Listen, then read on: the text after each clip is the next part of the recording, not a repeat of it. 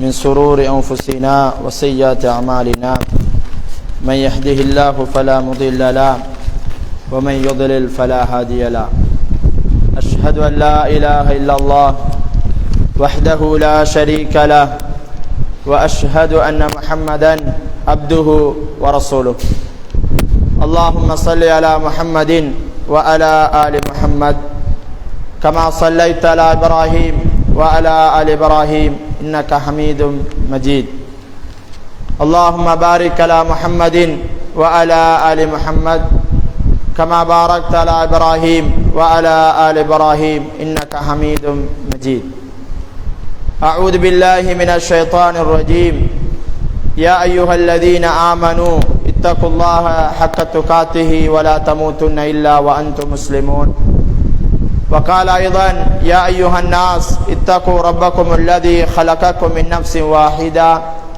وخلق منها زوجها وبث منهما رجالا كثيرا ونساء واتقوا الله الذي تساءلون به والأرحام إن الله كان عليكم رقيبا وقال أيضا يا أيها الذين آمنوا اتقوا الله وقولوا قولا سديدا يصلح لكم أعمالكم ويغفر لكم ذنوبكم ومن يطع الله ورسوله فقد فاز فوزا عظيما أحسن الحديث كتاب الله وخير الهدي هدي محمد صلى الله عليه وسلم وشر الأمور محدثاتها وكل محدثة بدعة وكل بدعة ضلالة وكل ضلالة في النار فيا عباد الله أوصيكم أولا بتقوى الله ألا إن التقوى تنجيكم من النار وتدخلكم في الجنة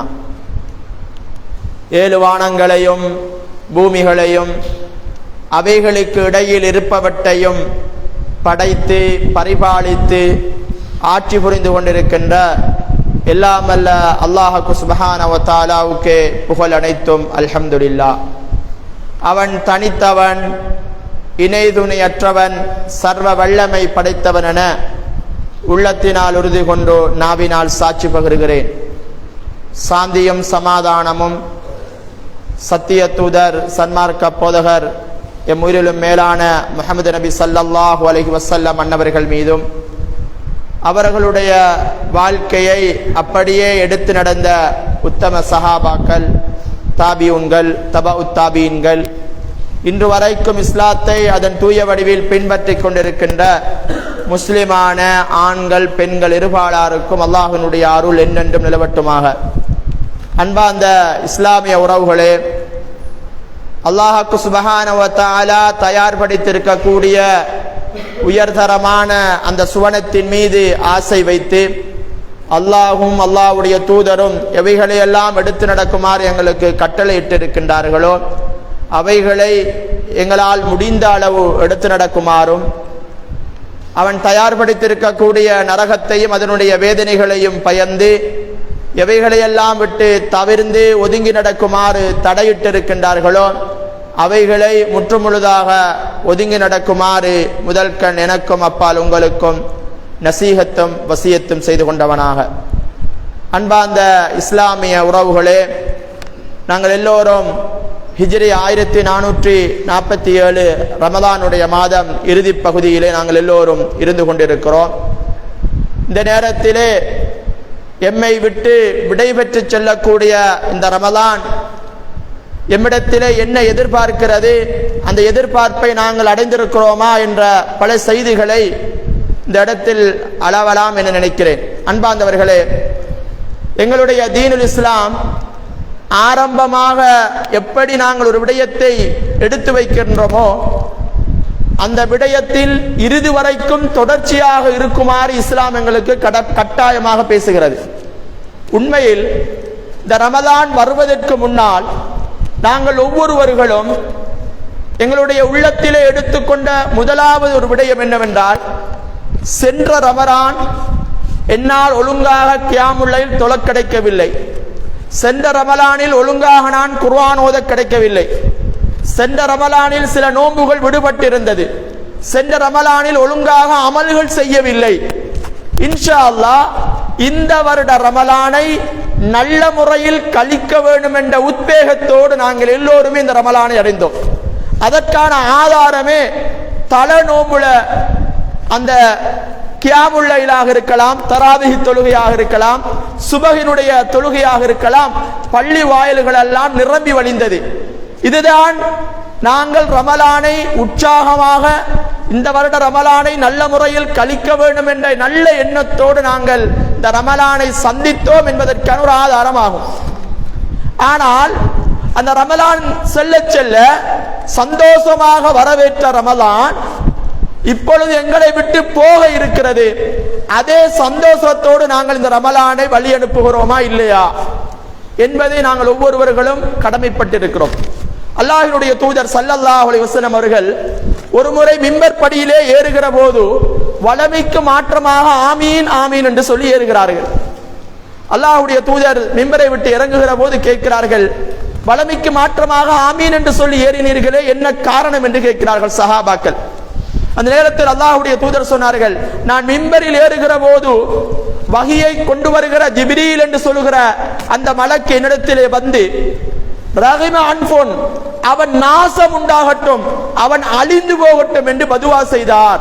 அதற்கு நான் ஆமீன் சொன்னேன் என்று சொன்னார்கள். அதில் ஒரு விடயத்தை சொன்னார்கள், ஃபமன் அத்ரக ரமலான், யார் இந்த ரமலானை அடைந்து கொண்டு ஃபலம் யுக்ஃபர் லஹு, பாவங்கள் மன்னிக்கப்படாதவர்களாக அப்படியே இருந்து விடுகிறார்களோ, ரமலான் வருவதற்கு முன்னால் இருந்த அதே பாவக்கரைகளோடு ரமலான் எம்மை விட்டு செல்கின்ற போதும் ஒரு மனிதன் அதே நிலைமையில் இருப்பானாக இருந்தால் அப்படியானவன் அழிந்து போகட்டும் என்று ஜிப்ரீல் துவா கேட்டார். நான் ஆமீன் சொன்னேன் என்று சொன்னார்கள். அப்படியாக இருந்தால் இந்த ரமலான் எங்களிடத்தில் பல மாற்றங்களை கொண்டு வந்திருக்க வேண்டும். அல்லாஹ்வினுடைய தூதர் ஸல்லல்லாஹு அலைஹி வஸல்லம் அவர்கள் அறிவிக்கக்கூடிய ஒரு செய்தியை பாருங்கள். இந்த உலகத்திலே இஸ்லாமிய மார்க்கம் மாத்திரம்தான் ஆரம்பத்திலிருந்து இறுதி வரைக்கும் உற்சாகமாக அமல் செய்யுமாறு சொல்கிற ஒரு மார்க்கம். அல்லாஹ்வுடைய தூதர் சொன்ன செய்தியை நாங்கள் பார்க்கலாம். இன்னமல் அமாலு பில் ஹவாத்திம், செயற்பாடுகள் எல்லாம் இறுதி நிலைமையை வைத்துத்தான் அல்லாஹ் கணக்கிடுகிறான். ஆரம்பத்தில் கோலாகலமாக வர வேண்டும் என்பதற்காக அல்லாஹ் எங்களுக்கு நன்மைகளை தந்துவிடப் போவது கிடையாது. நன்றாக புரிந்து கொள்ள வேண்டும். அல்லாஹ்வுடைய தூதர் சொன்னார்கள், அமல்கள் அங்கீகரிக்கப்படுவது, அமல்களினுடைய இறுதி நிலைமை எப்படி இருக்கிறதோ அதுதான் ஒரு மனிதனுடைய நடைமுறையை, அந்த மனிதனுடைய இபாதத்தை அங்கீகரித்திருப்பதற்கான அடையாளம் என்று சொன்னார்கள். ரமலானை நாங்கள் வரவேற்றோம், முதலாவது ரமலானில் தொழுதோம், இரண்டாவது ரமலானில் குர்ஆன் ஓதினோம் என்று நல்ல முறையில் கழித்த நாங்கள் நோன்பு 20க்கு பின்னால் நாங்கள் ஆரம்பத்தில் இருந்த உற்சாகம் இருக்கிறதா? அப்படி இல்லை என்றால் என்னிடத்திலே மாற்றத்தை இந்த ரமலான் கொண்டு வரவில்லை. அல்லாஹ்வினுடைய தூதர் ஸல்லல்லாஹு அலைஹி வஸல்லம் அவர்கள் சொன்னார்கள், ஒரு மனிதன் இந்த உலகத்தில் பல்வேறுபட்ட அமல்களை செய்து கொண்டே இருக்கிறான், நல்லறங்களிலே வாழ்ந்து கொண்டிருக்கிறான்.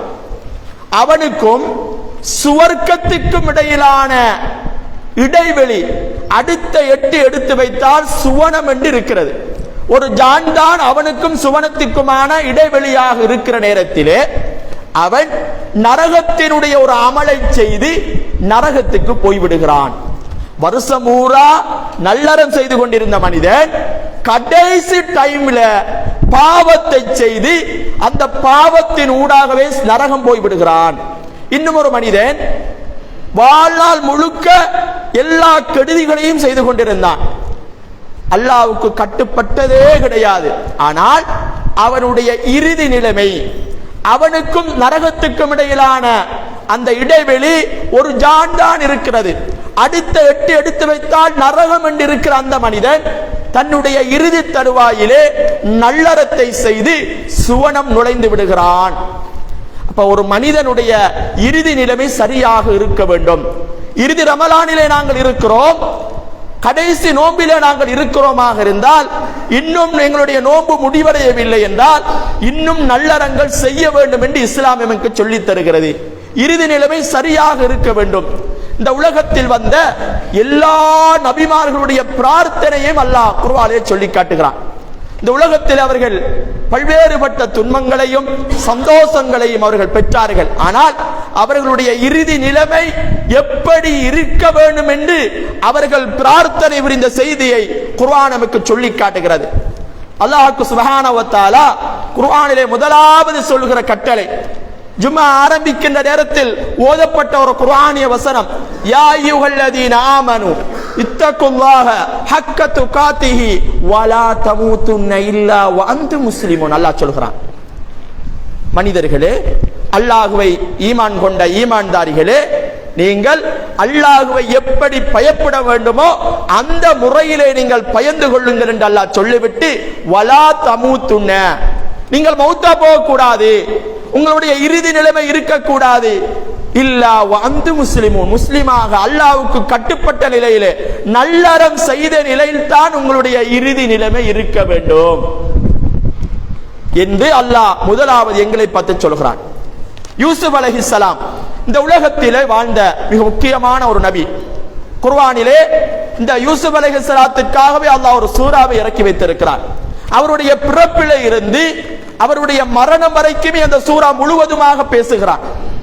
யூசுப் அலைஹிஸ்ஸலாத்துக்கு அல்லாஹ் பல்வேறுபட்ட அருள்களை கொடுத்தான். ஆரம்பத்தில் அவருடைய சமூகம், அவருடைய குடும்பத்தினரே அவரை கொல்வதற்காக போகிறார்கள். பிறகு அவர் பல்வேறு துன்பங்களுக்கு பின்னால் அவருக்கு ஆட்சியை அல்லாஹ் கொடுக்கிறான்.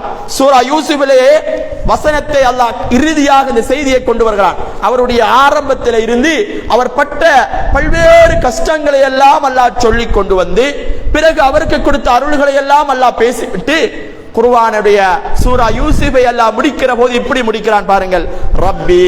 யூசுப் அலைஹிஸ்ஸலாம் அல்லாஹ்விடத்திலே கையேந்துகிறார்கள். எப்படி கையேந்துகிறார்கள் தெரியுமா?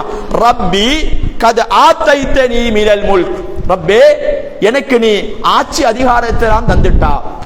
உண்மையிலேயே யூசுப் அலைஹிஸ்ஸலாம் அடிமையாக வளர்கிறார்கள். குடும்பத்திலே ஒரு நபியுடைய மகனாக இருந்த யூசுப் அலைஹிஸ்ஸலாம் தன்னுடைய சகோதரர்களினால் கிணற்றிலே வீசப்படுகிறார். பயணிகள் மூலமாக அந்த கிணற்றிலிருந்து எடுக்கப்பட்டு அதாவது அமைச்சருடைய ஒரு அரசனுடைய மாளிகையிலே வளர்கிறார். அந்த அரசினுடைய தகாத பார்வைக்கு ஆளாக்கப்பட்டு சிறையிலே பல்வேறு துன்பங்களை அனுபவித்து சிறையில் இருக்கிற போது பல்வேறுபட்ட கனவுகளுக்கு விளக்கம் கொடுத்து பிறகு அவர் அந்த நாட்டினுடைய கவர்னராக, அந்த நாட்டினுடைய ஜனாதிபதியாக வருகிறார். அவர் சொல்கிறார் பாருங்கள், ரப்பி கத் ஆதைதனி மினல் முல்க், எனக்கு நீ ஆட்சி அதிகாரத்தை எல்லாம் தந்து விட்டாய், நான் அல்லாஹ்வே வாழ்ந்துட்டேன். தொடர்ந்து அல்லாஹ் சொல்கிறான், வ அல்லம்தனி மின் தஅவீலில் அஹாதீஸ், அதாவது கனவுகளுக்கெல்லாம் விளக்கம் சொல்லுகிற அறிவெல்லாம் எனக்கு தந்திருக்கிறாய். அவர் விளக்கம் சொன்னதால் தான் அவர் அந்த அளவுக்கு உயர்ந்தார். மன்னனுடைய கனவுக்கு விளக்கம் சொன்னதால் தான் உயர்வை பெற்றார். இப்படி அல்லாஹ் அவருக்கு அருள்களை எல்லாம் கொடுத்தார். இதையெல்லாம் சொல்லுகிறார், அல்லாஹ்விடத்தில் சொல்லி பிரார்த்தனை புரிகிறார். பாருங்கள், ஃபாத்திர ஸமாவாத்தி வல் அர்த், வானத்தையும் பூமியையும் படைத்தவன் நீ அல்லவா. அல்லாஹ்வை பற்றி அல்லாஹ்வோடு உரையாடுகிறார். இறுதி நிலையிலே கடைசி காலத்திலே உரையாடுகிற செய்தி அல்லாஹ் குர்ஆனிலே சொல்கிறான். தொடர்ந்து அல்லாஹ் சொல்கிறார், அந்த வலியு ஃபித் துன்யா வல் ஆகிரா, ரப்பே நீதான் இந்த உலகத்திலும் சரி மறுமையிலும் சரி பொறுப்புதாரியாக நீதான் இருக்கிறாய் சொல்லிவிட்டு அவர் சொல்லுகிற செய்தியை பாருங்கள், வ தவஃபனி முஸ்லிமன், இவ்வளவு அருள்களை தந்த நீ என்னுடைய இறுதி நிலைமை எப்படி இருக்குன்னு தெரியுமா? நல்லதா இருக்கணும். தவஃபனி முஸ்லிமன், நான் முஸ்லீமாக மௌத்தா போகணும். இவ்வளவு காலம் நான் வாழ்ந்துட்டேன், நல்லவனாவே வாழ்ந்துட்டேன். ஆனாலும் என்னுடைய உயிர் கைப்பற்றுகிற நேரம், என்னுடைய இறுதி நேரம் நல்லதாக இருக்க வேண்டும். வஅல்ஹிக்னி மினஸ் ஸாலிஹீன் வஅல்ஹிக்னி பிஸ்ஸாலிஹீன், நல்லடியார்களோடு என்னை சேர்த்து விடு என்று யூசுப் அலைஹிஸ்ஸலாம் கேட்ட துஆவை குர்ஆன் நமக்கு சொல்கிறது என்றால், அமல்களின் இறுதி நிலைமை சரியாக இருக்க வேண்டும்.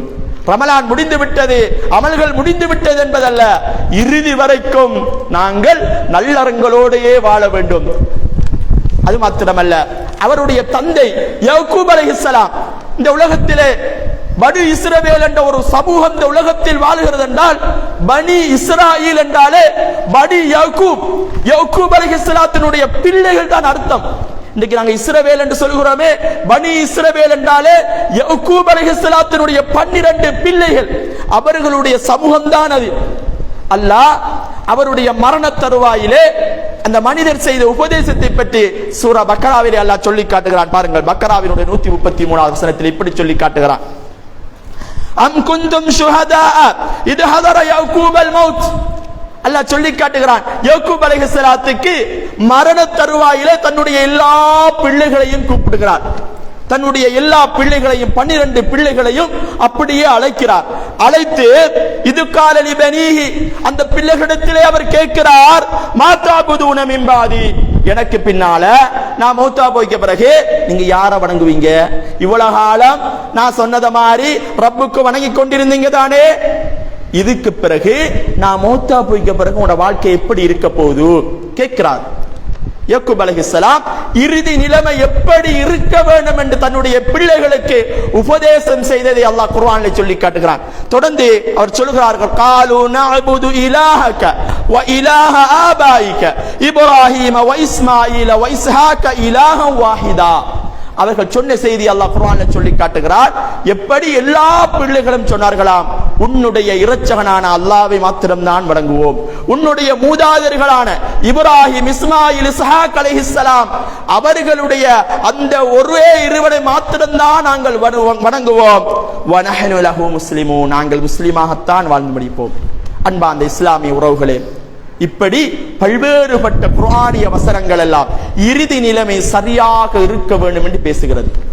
அல்லாஹ் சுப்ஹானஹு வ தஆலா சூரா ஆலு இம்ரானிலே அப்ரார்களை பற்றி பேசுகிறான். யார் இந்த அப்ரார்கள்? அப்ரார்கள் என்று சொல்வர்கள் யார் தெரியுமா? வாழ்நாள் முழுக்க நல்லறம் செய்து கொண்டிருந்தவர்கள், வாழ்நாள் முழுக்க நல்லறமாக வாழ்ந்து கொண்டிருந்தவர்கள், ரமலான்ல ஆரம்பத்தில் இருந்து கடைசி வரைக்கும் நல்லவர்களாக வாழ்ந்தவர்கள், ஒவ்வொரு நிலையிலேயுமே நல்லவர்களாக வாழ்ந்தவர்களுக்குத்தான் அப்ரார், நல்லவர்கள். இந்த அப்ரார்களுடைய பிரார்த்தனையை பற்றி அல்லாஹ் சூரா ஆலி இம்ரானில் இப்படி சொல்லி காட்டுகிறான், ரப்பனா இன்னனா சமிஅனா முனாதியன் யுனாதி லில் ஈமான்.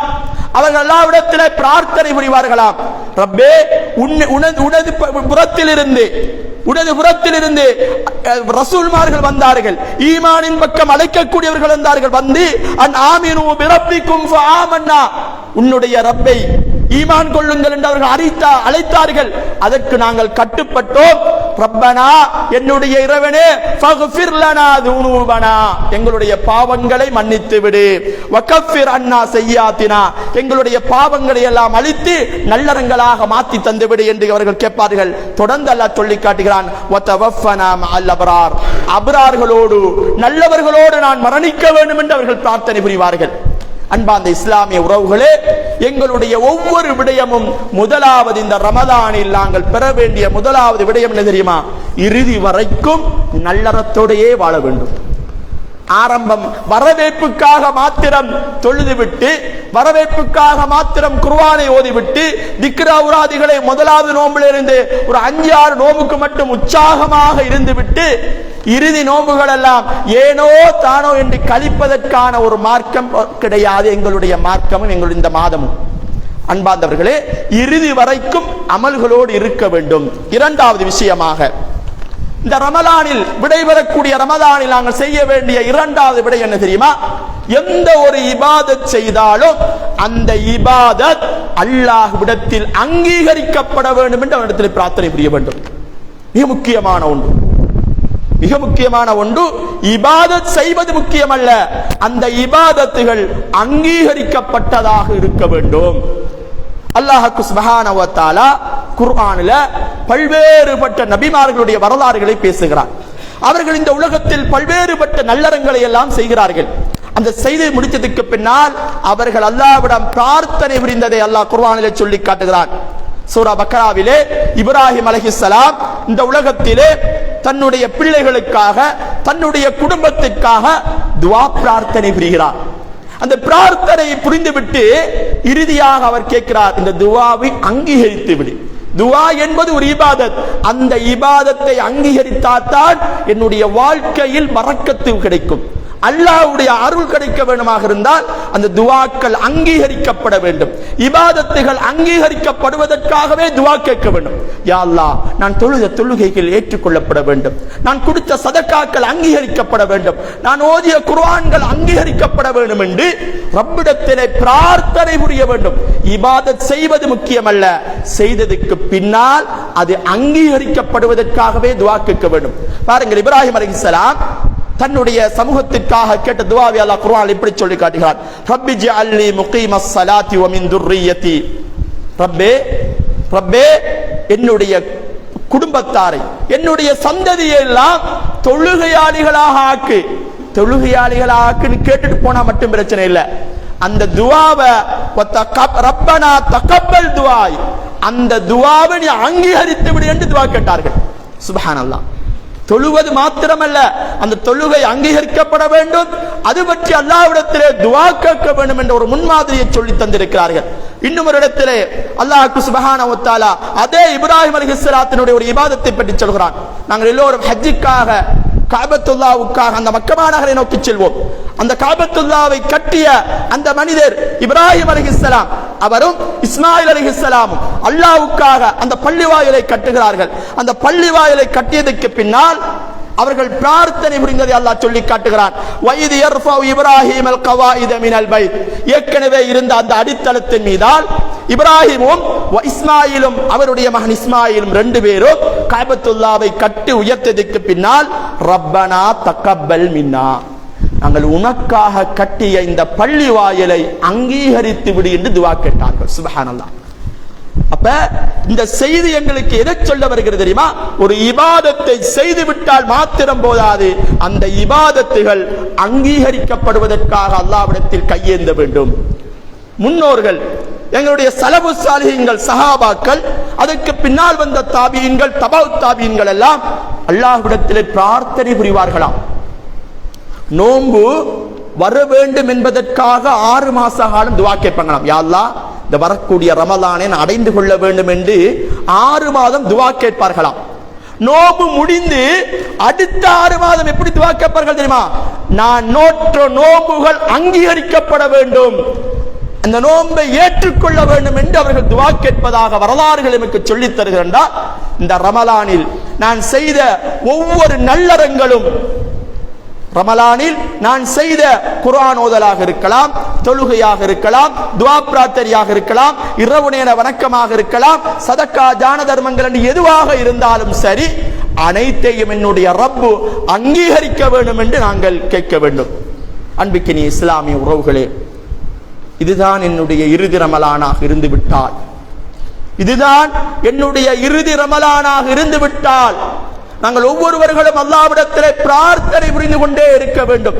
எங்களோடு வாழ்ந்தவர்கள், எங்களுடைய உறவுகள், எங்களுடைய தோள்களிலேயே சுமந்து கொண்டு கபருக்குள் வைத்துவிட்டு வந்து விட்டோம். சென்றவரிடம் எங்களோடு பெருநாள் தொழுதவர்கள், சென்றவரிடம் எங்களோடு முன்சஃபிலே 2 கியாமுல் லைல் தொழுதவர்கள் எல்லாம் இன்று மண்ணறையிலே வாழ்ந்து கொண்டிருக்கிறார்கள். அடுத்த வருடம் நானும் மண்ணறைக்கு போய்விட்டால், அடுத்த வருடம் என்னையும் 4 பேர் சுமந்து கபரிலே கொண்டு வைத்து விட்டார், மீண்டும் ஒரு ரமலான் எனக்கு கிடைத்து விடாது.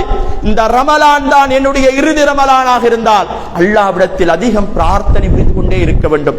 இன்னும் நேரம் இருக்கிறது. அன்பிக்கினிய இஸ்லாமிய உறவுகளே, மைசரா என்று சொல்கிற ஒரு நபித்தோழர், நான் ஆரம்பத்திலும் ஒரு முறை சொல்லி இருக்கிறேன் இவருடைய சம்பவத்தை. மிக முக்கியமான ஒரு நபித்தோழர். 20 வருடங்களுக்கு முன்னால் மக்காவிலே அல்லாஹ்வுடைய தூதர் தன்னுடைய தஅவா பிரச்சாரத்தினுடைய ஆரம்ப கட்டத்திலே நபிகளாரை சந்தித்த இந்த மனிதர் இஸ்லாத்தை ஏற்கல்ல.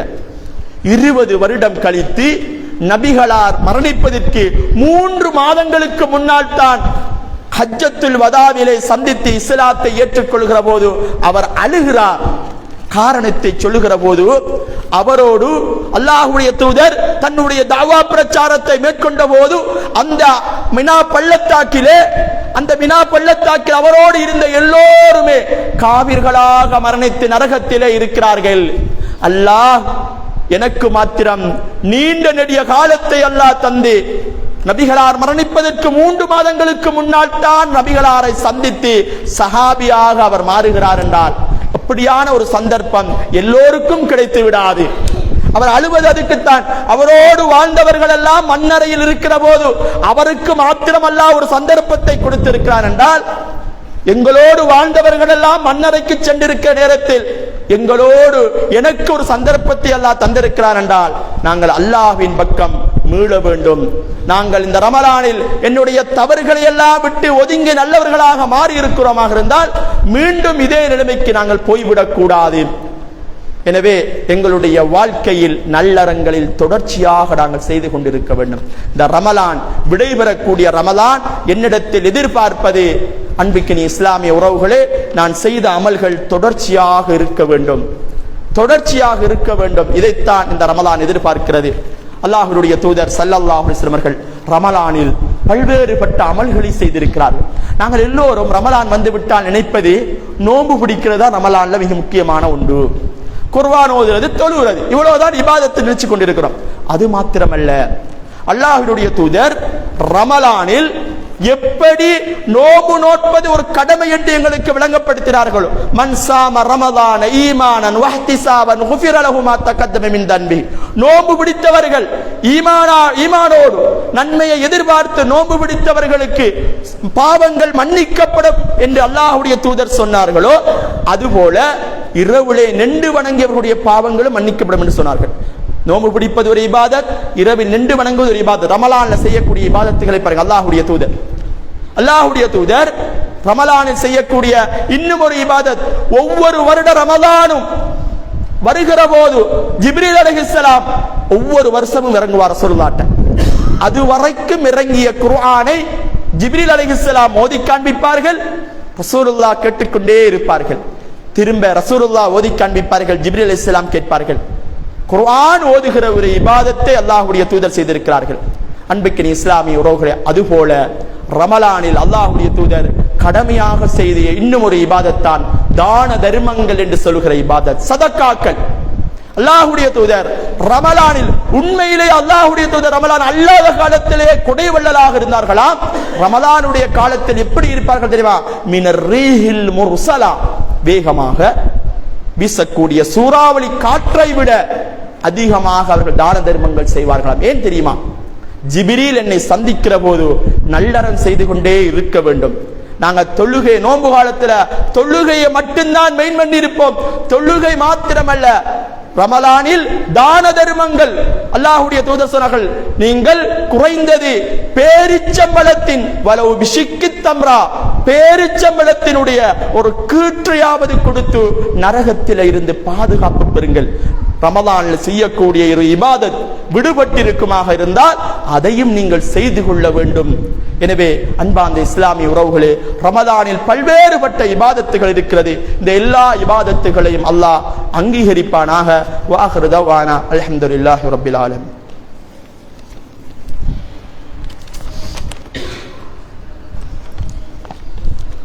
அல்ஹம்துலில்லாஹ் வஸ்ஸலாத்து வஸ்ஸலாம் அலா ரசூலில்லாஹ் வஅலா ஆலிஹி வஸஹ்பிஹி வமன் தபியஹும் பிஹ்சான் இலா யௌமித்தீன். அம்மா பஅத். அன்பார்ந்த இஸ்லாமிய உறவுகளே, நாங்கள் எல்லோரும் சந்தோஷமாக பெருநாள் தினத்தை எதிர்பார்த்தவர்களாக இந்த இடத்திலே ஒன்று கூடியிருக்கிறோம். பெருநாள் என்பது மிகவும் சந்தோஷகரமான ஒரு நிகழ்வு. அல்லாஹ்வுக்கு சுப்ஹானஹு வ தஆலா எமக்கு இந்த பெருநாளை சந்தோஷகரமானதாக ஆக்கி தந்திருக்கிறார்.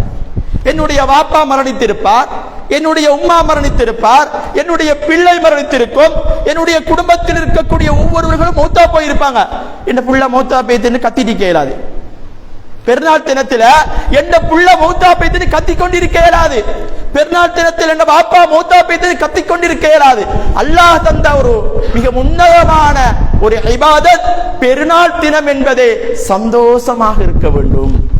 அழுகையெல்லாம் ஒரு சைட்டுக்கு வச்சுட்டு சந்தோஷமாக இருக்க வேண்டும். எங்கட சில பெண்கள் இருப்பார்கள், எப்படின்னு சொன்னா, என் புள்ள மௌத்தா பேத்துட்டு என் புள்ளையே இல்ல, நான் எனக்கு உடுப்புடுத்தி என்ன சந்தோஷத்தை எனக்கு இருக்குது இப்படிமா. அப்படி அல்ல, அல்லாஹ் தந்த ஒரு இபாதத் பெருநாள் தினம் என்பது சந்தோஷமாக இருப்பது. அந்த பெருநாள் தினத்தை அல்லாஹ்வுடைய தூதர் சில சுன்னத்துகளை எமக்கு காட்டி தந்திருக்கிறார்கள். பெருநாள் தினம் என்பது நேர காலத்தோடு தொழக்கூடிய ஒரு தொழுகை. சூரியன் உதிக்கிறதுக்கு உச்சத்தலைக்கு வந்துக்க பிறகு தொழக்கூடிய ஒரு தொழுகை அல்ல பெருநாள் தொழுகை என்பது. நேர காலத்தோடு தொழக்கூடிய தொழுகை, அதுவும் மைதானங்களில் திறந்த வெளிப்பகுதிகளில். அல்லாஹ்வுடைய தூதர் தன்னுடைய வாழ்க்கையில் திறந்த வெளிகளில் தான் தொழுதிருக்கிறார்கள். மஸ்ஜித் நபவியிலே தொழுவது என்பது எவ்வளவு சிறப்பானது. ஆனால் சந்தோஷமான ஒரு நிலையிலே அல்லாஹ்வுடைய தூதர் திறந்த வெளியிலே தொழுதிருக்கிறார்கள், நேர காலத்தோடு தொழுதிருக்கிறார்கள். மிக முக்கியமான ஒரு பாயிண்ட். அதிகமாக இந்த ஊர்ல மட்டுமல்ல, எல்லா ஊர்லயும் சஃப்ல நின்றுக்கிட்டு கொஞ்சம் 5 நிமிஷம் நில்லுங்க, ஒரு 10 நிமிஷம் நில்லுங்க, இந்த இப்ப குளிச்சுட்டு இருக்கிறாரு இவர் வருவாரு கொஞ்சம் நில்லுங்க, இப்படித்தான் எங்கட ஆக்க டைமுக்கு இயங்குற இல்ல. இங்க எல்லாரும் சஃப்ல நின்றுட்டு இருப்பாங்க, அங்க இருக்கிற குளிச்சு கொண்டு பாத்ரூம்ல இருக்கிறவனுக்கு கோல் வரும், கொஞ்சம் நில்லுங்க நான் ஓடி குளிச்சுட்டு ஓடி வரேன். அது அல்ல, டைம் உண்டா டைமுக்கு வரணும். தொழுகை என்பது எமக்கு பழக்கி தந்த முதலாவது இபாதத். தொழுகையை பற்றி அல்லாஹ் என்ன சொல்றாமா, இன்ன ஸலாத்த கானத் அலல் முஃமினீன கிதாபன் மௌகூதா. தொழுகண்டா ஒன் டைம், டைமுக்கு இருக்கணும், நேரத்துக்கு வேலை செய்யணும். அதைத்தான் தொழுகை எமக்கு பயிற்சியாக பழகி தருகிறது. இந்த ரமலான் என்பது 8ஆம் மாசம் பிடிக்க இயலாது, இங்கிட்டு சவ்வால ரமலானுடைய நம்ம பிடிக்க இயலாது.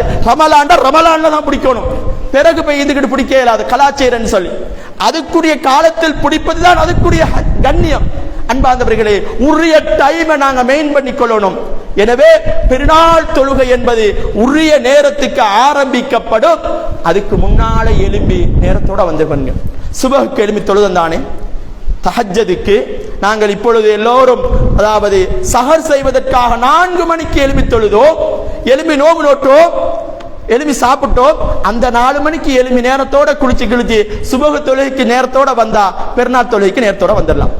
சுபஹு தொழாதவர்கள் தான் என்ன செய்வாங்க, நெல்லுங்க இந்தா வாரம் நெல்லுங்க இந்தா வாரம்னு கோல் வரும்.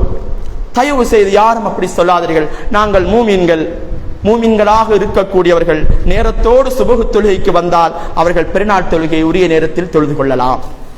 அதுபோல அல்லாஹ்வுடைய தூதர் பெருநாள் தொழுகைக்கு வருவதற்கு முன்னால் சில ஈத்தம்பழங்களை சாப்பிட்டுக் கொண்டு ஒற்றைப்படையாக தின்று விட்டு வருவார்கள். 1, 3, 5 என்று ஒற்றைப்படையாக அவர்கள் தின்று விட்டு வருவார்கள். இந்த சுன்னாவை எல்லாம் எங்களால் முடியுமானவரை கடைபிடிப்பமாக. இறுதியாக அல்லாஹ்வுடைய தூதர் பெருநாள் தினம் தொழுகைக்காக வருகிற நேரத்தில் அல்லாஹு அக்பர் அல்லாஹு அக்பர் அல்லாஹு அக்பர் என்ற தக்பீர் முழக்கத்தோடு வருவார்கள். எங்களுடைய வீதிகள் எல்லாம் அதிருகிற வரைக்கும் அல்லாஹ்வை புகழ்ந்து கொண்டு வாருங்கள். அல்லாஹ் அனைவருக்கும் அருள் செய்வானாக. வ ஆகிரு தவானா அல்ஹம்துலில்லாஹி ரப்பில் ஆலமீன். அகீமுஸ் ஸலாத்.